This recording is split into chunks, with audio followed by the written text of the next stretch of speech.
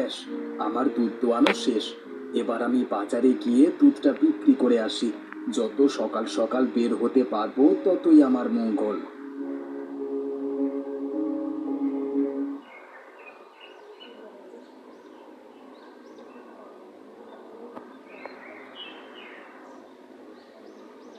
গিন্নি, তবে আমি চললাম। যত তাড়াতাড়ি সম্ভব দুধ বেচে বাড়ি চলে আসি। হ্যাঁ গো, সকালবেলায় খালি পেটে এভাবে বেরিও না, দুটো কিছু মুখে দিয়ে যাও। সময় নেই গিন্নি, সময় নেই। বেশি দেরি হলে আমার আবার অনেক লোকসান হয়ে যাবে। উপরন্তু মানুষ ভালো দুধ খেতে পারবে না।